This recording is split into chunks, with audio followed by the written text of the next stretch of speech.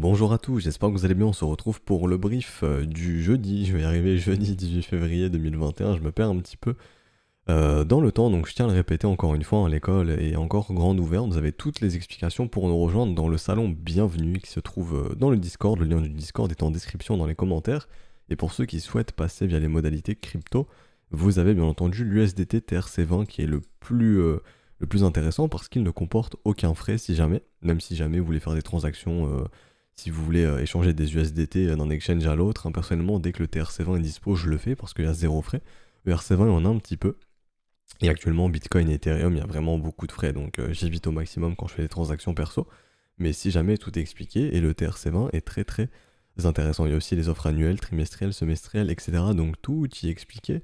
Vous me demandez souvent est-ce que c'est disponible en rediffusion ou autre, les briefs, parce que vous avez un travail que je comprends totalement, hein. C'est normal, oui, tout est dispo en rediffusion, que ce soit les cours, les briefs, il y a aussi des cours écrits, les exos, tout ça, donc tout est dispo à tout moment, si jamais, dès que vous rejoignez, et je le répète, hein, vous n'êtes pas éjecté, entre guillemets, je n'ai pas utilisé ce terme. Par exemple, si vous entrez aujourd'hui, vous ne serez pas éjecté le 1er mars, hein. Vous avez bien entendu 30 jours si c'est un abonnement de un mois, donc jusqu'au 18 mars 2021 par exemple, si on fait une petite simulation. Le Patreon est intéressant, mais ce qui est compliqué avec Patreon actuellement, c'est que la refacturation se fera le 1er mars, si jamais. Donc c'est pour ça que c'est un peu tard pour rentrer via le Patreon, je vous le précise assez souvent. Voilà, donc le topo école est fini, on va commencer notre brief, donc Bitcoin, qui s'offre de nouveaux sommets, hein, on en avait parlé un petit peu, c'est un marché haussier, les bulls avaient récupéré la force du mouvement, donc le momentum, hein, comme son nom l'indique. Le momentum, ça représente la force d'un mouvement, qu'il soit haussier ou baissier, ça nous permet de savoir si ce mouvement est fort, s'il perd de sa force, etc., etc. Et donc des influences que ça peut avoir sur le cours ensuite. Je le répète, le momentum n'est pas là pour prédire l'avenir, et le momentum n'est pas là pour donner des signaux d'achat ou de vente. Il permet simplement d'identifier la dynamique interne comme son nom l'indique, comme on l'appelle de toute manière, hein, dans l'école, la dynamique interne qui est simplement la force du mouvement. Est-ce qu'on est dans une dynamique interne haussière, donc est-ce que le momentum est haussier ou baissier? Et actuellement sur Bitcoin, on est dans un momentum qui est haussier, donc dans un marché contrôlé par les acheteurs, en tout cas la force qui est prédominante est acheteuse, ok? Les spreads vont dans le même sens, hein, je reviendrai sur ça tout à l'heure, on reparlera un petit peu assez à risque qui sont les seuls assets qui performent, et un gold qui continue de tirer la gueule avec des obligations, et un yen qui accompagne tout ça. Donc on est plus dans un marché qui recherche le risque, donc Bitcoin est recherché tout naturellement puisqu'il est considéré comme tel, asset à risque, ok. Ensuite on parlera des alts, et on m'a beaucoup demandé Neo, qui a une configuration très intéressante, c'est pour ça que je vais en parler aujourd'hui, donc du petit Neo. Et aujourd'hui, comme d'hab, on parlera d'XRP, hein, je vais reparler un petit peu de ce petit, il y a beaucoup d'incompréhension et de questions sur lui qui reviennent en commentaire, donc je vais essayer de répondre à tout ça encore une fois, de clarifier au mieux. Litecoin, je vais pas en reparler, hein, Litecoin c'est haussier, on a les prochains niveaux ici, donc 270, 312, et ensuite, ça sera direction de nouveaux sommets, et comme j'en parle depuis pas mal de temps, et comme Charlie Lee, le fondateur, nous a prévenu, c'est un asset qui ira probablement faire un nouvel ATH, puisque Charlie est quand même assez bienveillant. Et ensuite, je vous dis pas d'écouter Charlie, hein, je vous dis juste que c'est l'un des seuls mecs qui est bienveillant dans ce milieu crypto, c'est pas comme les Roger Ver, etc. Et on parlera d'Ethereum, bien entendu, qui s'offre un nouveau sommet, mais qui a un peu de mal. Pourquoi? Parce que ici, comme je vous le disais en début de brief, quand on identifie la force du mouvement, on a une petite perte de force du mouvement sur Ethereum. Donc c'est pour ça que les acheteurs ont un peu de mal, ils arrivent à pousser le prix, mais la force n'est pas aussi forte qu'elle l'est sur Bitcoin par exemple. C'est pour ça que Ether a du mal de faire de nouveaux sommets, ou d'avoir un mouvement euh, comme Bitcoin, on va dire. Un mouvement un petit peu plus, avec un petit peu plus de... Un mouvement un petit peu plus poussé, j'ai envie de dire, avec un petit peu plus de force. Voilà, j'arrive pas à trouver le mot exact, mais bon, je pense que vous m'avez compris.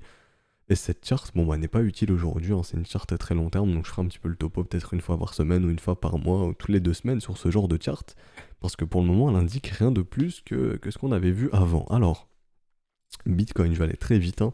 Daily, weekly, c'est haussier. Rappelez-vous, on commence à avoir légèrement une petite perte de force. D'ailleurs, ici, on l'avait identifié, ce n'est pas encore confirmé. Elle est en train de se créer, ce n'est pas encore confirmé. Et si jamais, rappelez-vous, on avait parlé de William. Donc William, c'est la petite EMA13 ici, hein, donc la petite ligne jaune, qui est dans un état de stupidité. Ce qui indique que le marché, entre guillemets, est dans une condition stupide, et le marché peut rester stupide très longtemps. Ok, donc c'est-à-dire que le marché peut rester dans un mouvement assez fort très longtemps. C'est ce qu'indique William. Et ici, par exemple, ça, c'est un état d'enfoncement, donc un marché qui a un mouvement tendanciel assez fort, ok? Donc là, on est dans ce type de marché. Et donc, tant qu'on restera ainsi, bah attendez-vous à un Bitcoin qui poursuit sa hausse, hein, tout simplement. Ok? Donc pour le moment, Bitcoin est haussier, il n'y a pas de problème. On a pété les 50 000, ça en a parlé un petit peu dans les médias. Donc on peut s'attendre à de nouveaux arrivants. Qui dit nouveaux arrivants dit une demande qui continue d'être croissante. Qui dit demande croissante dit marché haussier. Tout simplement, de nouveaux acheteurs peut entraîner un marché haussier. Et bah, c'est le temps que les sous arrivent sur les exchanges, hein. Les dépôts, c'est 24-48 heures généralement, à part les dépôts en carte où c'est instantané, il me semble. Mais on peut raisonner comme ça, de se dire, bon, on a fait les 50 000 il y a quelques jours ici, les sous vont bientôt arriver sur les exchanges, on peut avoir de nouveaux arrivants, donc on peut pousser les prix un petit peu plus. D'ailleurs, j'ai envie de voir un petit peu comment naviguent les capitaux entre USDT et USD. Alors, enfin, entre USDT, pardon, et Bitcoin. Et pour le moment, j'ai pas l'impression qu'on soit dans du FOMO, hein. Les gens ne sont pas en train de vendre en masse leur USDT comme ils le faisaient ici, le 8 janvier par exemple, où les gens vendaient en masse leur USDT pour du Bitcoin, hein. Donc c'est un petit peu la phase FOMO. Actuellement, c'est pas du tout le cas. Les gens ne sont pas en train de vendre leur USDT, elles ont même peur de ce qu'on voit sur le spread.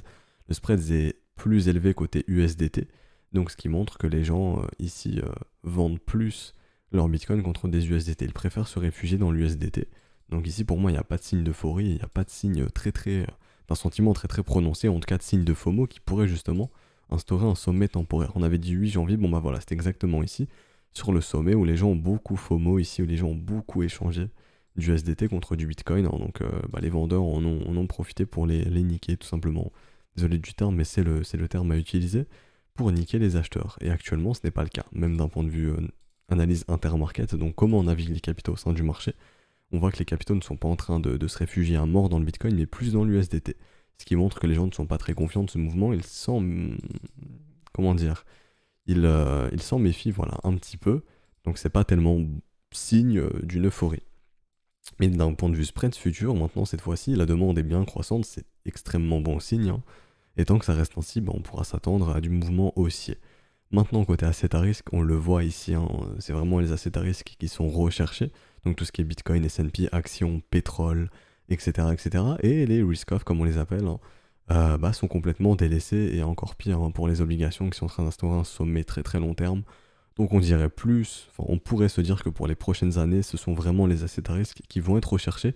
Bonne nouvelle, les crypto-monnaies sont, enfin la crypto-monnaie est un secteur à risque. C'est considéré comme tel.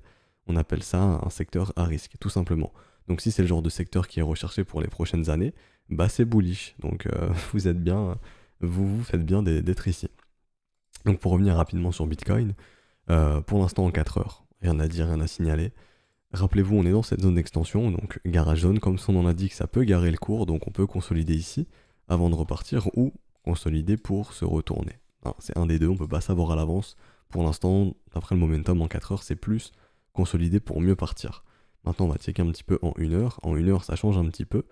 Non, je vais changer de chart parce que sinon, on va jamais s'y retrouver. On va aller prendre un petit BitMEX. On s'en fiche. On va tout supprimer, on s'en fout. Alors, ici en 1 heure, ici sur BitMEX ou peu importe, hein, c'est le momentum reste le même sur les exchanges. Alors ici on a une perte de momentum, donc ce qui indique en 1 heure qu'on peut commencer un petit peu à consolider. Vous voyez ici, le marché fait un nouveau sommet, mais le momentum lui ne fait pas un nouveau sommet. C'est-à-dire que les acheteurs ont mis moins de force ici. Ils ont de moins en moins de force pour pousser le marché. William, ici très intéressant, vous voyez ici. William quitte l'état de stupidité, donc là on a vraiment l'info qu'en 1 heure, faut penser un peu à se calmer. Donc ça, on va pas parler de dump, bien entendu, hein. On va juste se dire, ok, on peut consolider un petit peu. Qu'est-ce qu'est la consolidation? Bah, c'est une respiration, c'est une petite pause pour mieux repartir. Donc grosso modo, ici, faudrait pas être étonné si jamais on revient sur le premier arrêt, qui sait, ou en zone de rechargement comme le marché aime bien le faire si le TradingView veut bien coopérer. Voilà. Donc, soit le premier arrêt, ici, 50 000 $, on revient osciller autour du gros chiffre rond psychologique, ça ferait totalement sens. Ou comme on le fait depuis le début ici maintenant, on poursuit la dynamique à chaque fois en s'arrêtant en zone de rechargement, hein. Donc généralement, une dynamique, on aime bien faire ça. Le creux s'instaure en zone de rechargement. Ici, zone de rechargement, on regarde ici.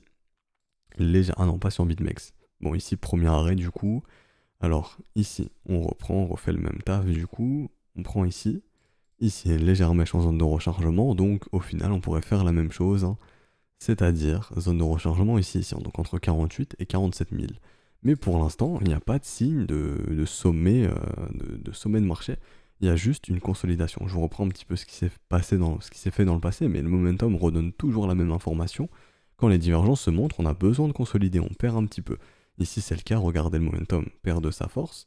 Le marché fait quoi? Consolide. Ici on parle pas de correction ou de crack, hein. Des fois on me dit en commentaire, regarde le Bitcoin corrige, mais c'est pas une correction ici, hein. C'est simplement, vous êtes dans un asset sur un marché qui est très volatile. Bitcoin est très volatile. Bon, même si sa volatilité n'est pas à son plus haut actuellement, on reste sur un asset assez volatile. Et ça, c'est pas une correction, c'est simplement une consolidation. Le marché ne peut pas monter sans arrêt. On a besoin d'avoir des mouvements de respiration, donc des creux pour poursuivre, comme ceci.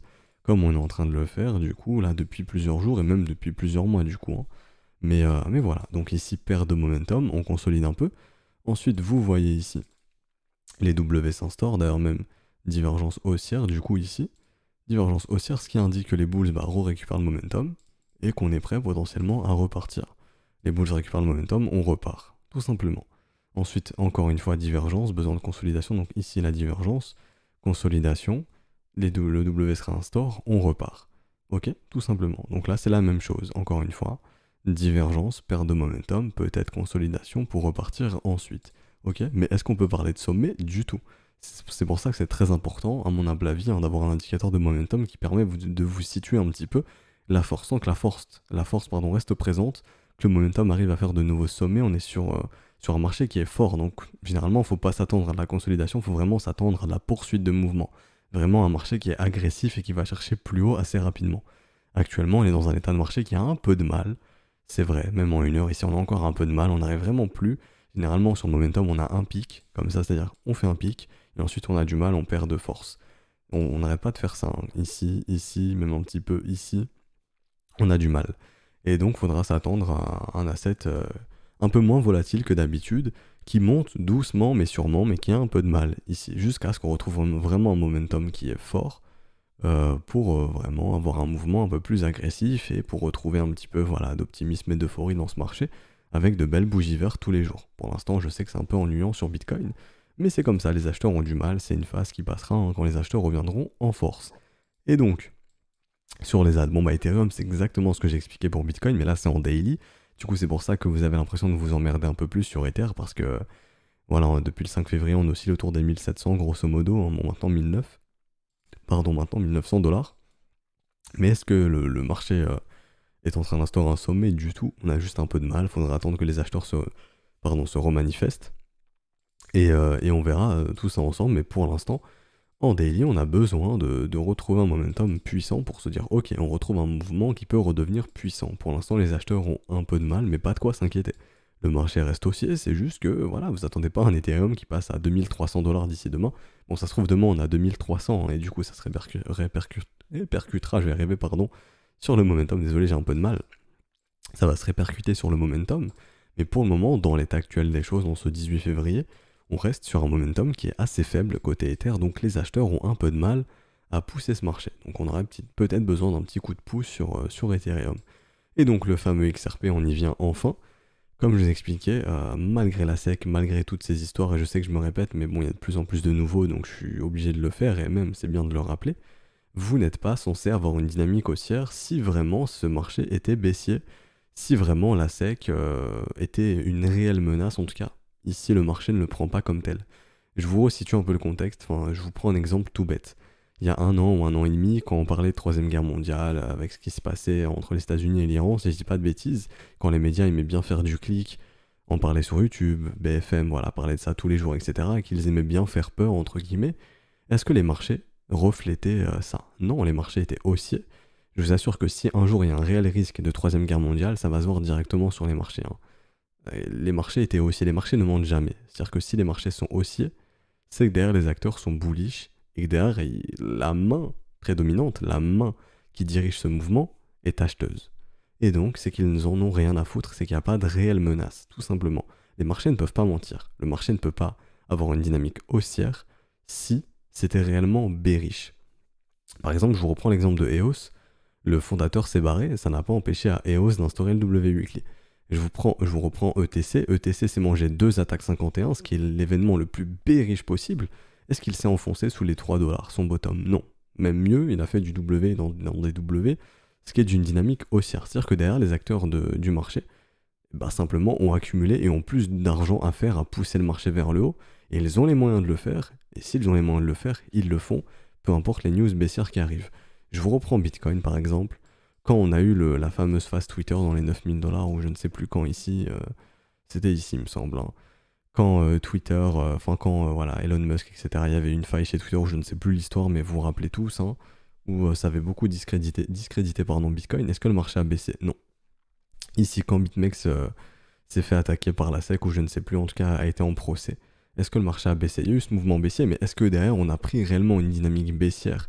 Est-ce qu'on a instauré un marché baissier? Du tout. Au contraire, derrière W, on n'est pas censé devoir des W si t'es réellement bearish, hein. Et ensuite, mouvement de continuation, vous connaissez la suite.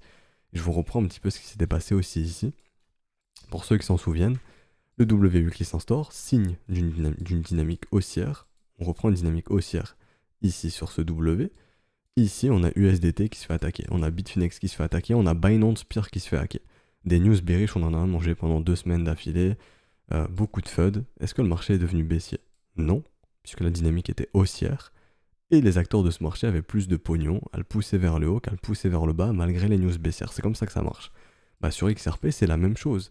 C'est-à-dire que sur XRP, depuis les news baissières, quand on voit les volumes de vente, ici, on a eu un volume de vente qui est historique. Ok, c'est du jamais vu. Donc ce qui annonce ici vraiment une capitulation. Les gens ont capitulé ici. Les gens ont vendu. Donc pourquoi le marché irait plus bas si les gens ont vendu? Bah non. Dites-vous qu'à chaque fois, s'il y a un vendeur, c'est qu'il y a un acheteur derrière. Qui a acheté ici? Qui a accumulé ici pendant des mois et qui refuse de voir le prix aller plus bas que ces niveaux? La smart money. Quand je dis la smart money, on me demande souvent c'est quoi la smart money. En gros, c'est ceux qui ont beaucoup de fonds. C'est l'argent intelligent, entre guillemets. Ce sont les banques, les institutions, ceux qui ont les moyens de donner une direction du prix au marché. Ok, de donner une direction au marché, tout simplement. Donc qui a l'argent pour faire ça? Bah, ceux qui sont blindés. Les baleines, les institutions, les banques, etc. etc. Donc ces gens-là, les banquiers par exemple, n'ont pas voulu voir un XRP sous leur prix d'achat. Et on le voit ici, c'est vraiment, ça se voit à des kilomètres. Vous passez juste en monthly, par exemple en échelle mensuelle, vous voyez on refuse de clôturer sous ce prix, sous les 16 centimes. Dès qu'on y revient, même ici, ce mouvement baissier s'est arrêté où? Ah, bizarrement, 17 centimes, voilà, 16-17 centimes. Vraiment ici, le niveau sur lequel on voit des W monthly s'instaurer. Et on continue d'en faire. On en a un potentiel gros maintenant. Et en weekly, ici, c'est bien présent, on le voit, hein. Mais si c'était réellement bearish, on ne devrait pas instaurer ce genre de structure, ça ne devrait pas arriver. Donc l'information qu'on a, c'est qu'il y a des gens ici qui accumulent, qui ont assez de fric pour maintenir le prix au-dessus de ces niveaux, et qui refusent de le voir aller plus bas. Donc simplement, s'ils ont accumulé ici depuis des semaines et des semaines, je vous assure qu'ils ne veulent pas vendre ici, hein. S'ils veulent faire du profit, ce sera bien, bien plus haut, ok? Ils voudront revendre bien plus haut. Donc j'ai l'impression que mon discours me fait passer encore une fois pour un pro XRP, pour un XRP bullish, un XRP maximaliste, mais du tout. J'interprète juste ce que j'ai sous les yeux et je ne peux pas vous mentir. Si je vois du W weekly, je ne peux pas être bearish. W ici, dans un W, nouveau W, signe d'une dynamique haussière, creux, sommet, ascendant. C'est quoi un W? C'est simplement un creux, un sommet, un creux ascendant. Un nouveau sommet, un creux ascendant, un nouveau sommet ascendant. Ici c'est pareil, creux, sommet, les vendeurs repartent à l'attaque, ils n'arrivent pas à repousser le prix plus bas, nouveau creux qui repousse le prix, nouveau sommet. Donc signe d'une dynamique haussière. Donc on ne peut pas être, enfin personnellement je ne peux pas être bearish sur XRP ici malgré ces news. Et ça rappelle un petit peu Bitcoin, je vous le répète souvent, mais c'est le cas. En mars 2020, quand on a eu aussi le record de vente historique sur Bitcoin où les gens ont capitulé avec le Covid, etc. Bah là c'est la même chose sur XRP avec ce qui s'est passé avec la SEC. Les gens ont capitulé. Et derrière, qui a racheté cette capitulation? Bah, c'est probablement les gros portefeuilles qui, eux, se sont gavés et ont bien rechargé ici, tout simplement. Et maintenant, ils ont tout intérêt, en tout cas leur intérêt, à mon humble avis, c'est de pousser le prix vers le haut. Si tout le monde a vendu ici, que les gros ont pu racheter, bah, les tokens ont été dans les mains des plus riches, ils se sont encore plus, leurs poches ont encore plus grossi, ce qui fait que maintenant, ils ont aspiré encore plus d'offres et ils peuvent encore plus pousser ce marché dans le sens qu'ils veulent. Et maintenant que les gens sont sortis et qu'ils ont racheté, bah, ce qui est le plus cohérent, c'est d'avoir une poussée des prix. Voilà, ça c'est un petit peu le topo. Et maintenant, techniquement, ce qu'on voit, c'est qu'on est en train de consolider à l'approche de cette zone de rechargement de short. Donc les vendeurs sont en train de défendre cette zone sur ces niveaux résistants. Quand ça cédera, attendez-vous à une accélération du prix tout simplement. Et maintenant, d'un point de vue probabilité, tant qu'on ne réinverse pas la dynamique, c'est ce qui est le plus probable. Le plus probable maintenant pour XRP, c'est une accélération des prix qui peut choquer les gens tout simplement. Et je pense que maintenant, on va essayer de choquer les gens, et les gens sont un petit peu dans cet état de marché de disbelief, pour ceux qui connaissent un petit peu les sentiments de marché, qui est le désespoir. Ils ont vendu ici, maintenant ils ne veulent plus en entendre parler d'XRP très très probablement.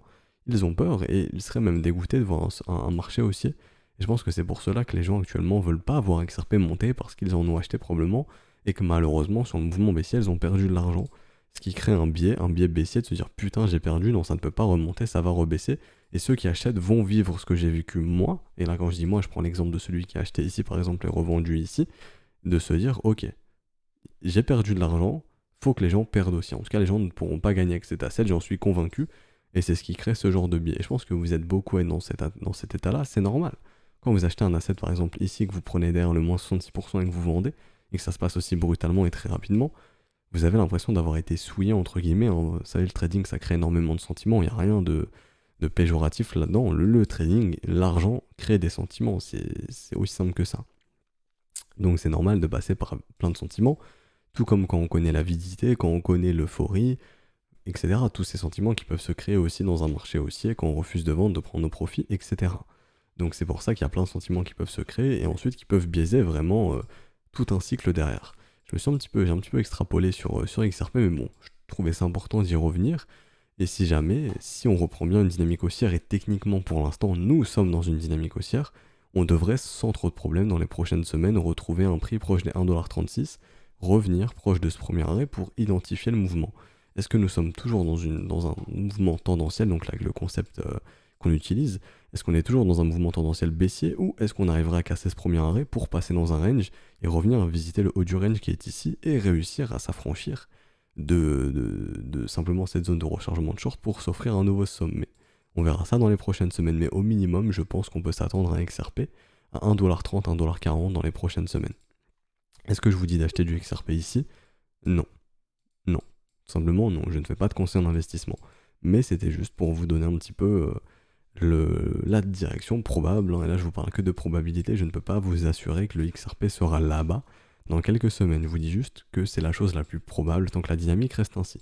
Donc voilà, j'ai beaucoup parlé d'XRP. On va finir ce brief avec Neo qui retrouve une dynamique très très intéressante. Hein. Quand les W se dessinent, c'est très très bon signe. En plus de ça, en hiver, hier on me demandait c'est qui Monsieur Gann. C'est simplement un trader qui s'intéresse beaucoup à l'astrologie, à l'alignement des planètes, etc. Si je dis pas de bêtises, à confirmer, hein, et qui utilisait beaucoup d'outils jugés farfelus. Et en gros, là, une de ces règles que j'utilise beaucoup, qui est le marché peut retracer de moitié en moitié moins de temps, et c'est souvent respecté. Par exemple, Bitcoin, hein, j'ai vu ça avec les EF tout à l'heure, on m'a exactement fait ça ici. Les gens ont été un petit peu choqués de ce mouvement haussier, mais Gann s'y attendait. Hein, un retracement de moitié en moitié moins de temps, et on m'a cité le nom d'un youtubeur, non ce n'est pas lui si jamais. Et oui, Monsieur Gann, d'après sa règle de le marché peut retracer de moitié en moitié moins de temps, bah, c'est exactement ce que le marché a fait ici. On a retracé de moitié en moitié moins de temps, ok. Ok, donc désolé, je perds un peu la voix, j'ai une voix un peu faible, je vais essayer de reprendre un petit peu de pêche dans la voix pour finir ce brief. Et si jamais Neo, d'après Monsieur Gann, pourrait se retrouver sur ce gros chiffre rond des 100$ à horizon d'avril 2021.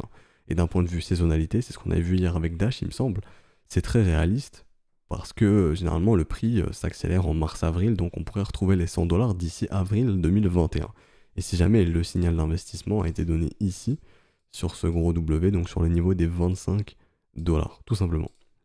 Et donc Neo retrouve une dynamique haussière. Donc Neo fait de lui un asset pour les prochains mois très intéressant. Voilà, donc je pense qu'on va s'arrêter ici. Si ce vidéo vous a plu, n'hésitez pas à laisser un petit pouce bleu, à vous abonner si ce n'est pas déjà fait. D'ailleurs, on est plus de 30 000, bientôt 31 000. Ça fait super plaisir. Si jamais le lien du Discord est en description dans les commentaires, pour rejoindre l'école, tout y est expliqué. N'hésitez pas à m'envoyer un petit message, hein, si jamais un des professeurs ici, peu importe lequel, on vous répondra et on vous aidera si jamais vous avez besoin d'aide. Je vous souhaite une excellente journée, on se retrouvera donc du coup demain matin pour clôturer cette semaine. Hein. Ciao ciao.